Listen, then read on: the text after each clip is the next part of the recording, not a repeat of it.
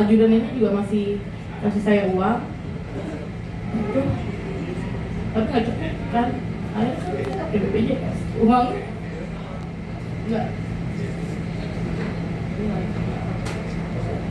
cuma 15 juta untuk biaya persalinannya.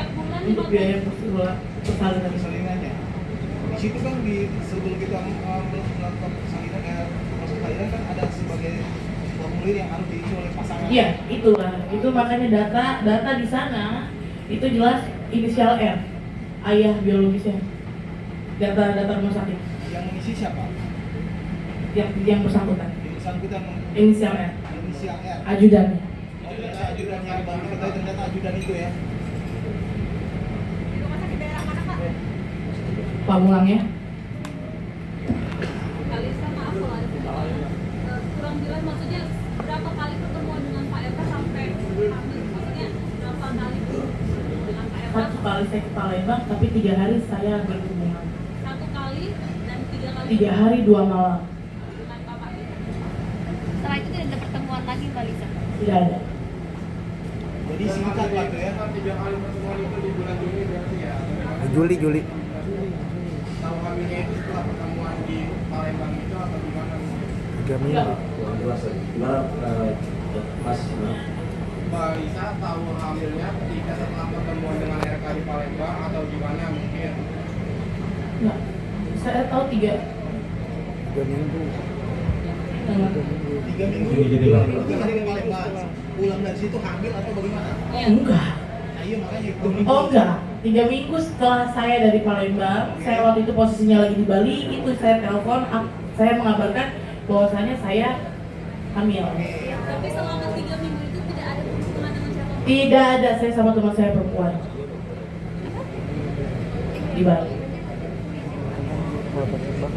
Oke, lanjut ke tadi persalinan tadi. Lanjut ke persalinan lahiran. Tadi persalinan 15 juta. Oke, selanjutnya habis kamu dari persalinan 15 juta, bagaimana kamu membesarkan anakmu? Ada tunjangan lagi nggak diberikan atau memang sama sekali tidak ada?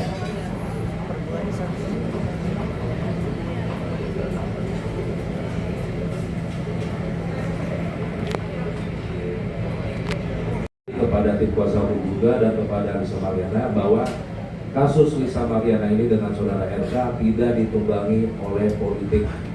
Jadi tidak ada orang belakang yang backing kami atau dibiayai oleh backing untuk membuat kasus ini menjadi gaduh. Ini hanya ketidaktahuan klien kami bagaimana harus meminta pertanggungjawaban kepada Pak RK sehingga dia memblow up ini ke media.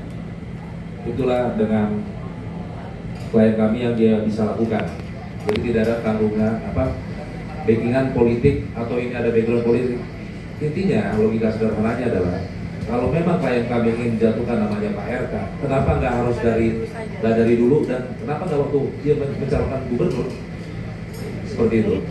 Jadi ini benar-benar murni hanya hubungan pribadi antara LF dengan RK seperti itu. Bang, tambahan Bang, izin Bang. Ya stop ya, sudah ya. Izin Bang, Nah ini Bang, kalau misalnya waktu ya. kalau nggak dari nggak dari dulu, kenapa baru sekarang Alasannya ngomongin apa? Bang? Udah kasih tahu, udah tanya. Astaga. Karena kan dikasih duit. Udah kasih duit. Biarin aja, Cim, orang nanya lagi. Stop bulanan untuk anak saya. Karena saya memblow up, hanya di read aja. Berarti kalau dilanjutin nggak Oke, blow up mungkin gitu saya Pak? tambahin.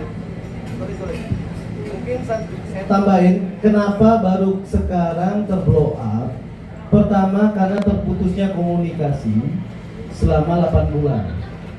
Dan kalau dari klien kami tidak ada niat jahat sekalipun untuk menghancurkan citra dari Pak RK sendiri.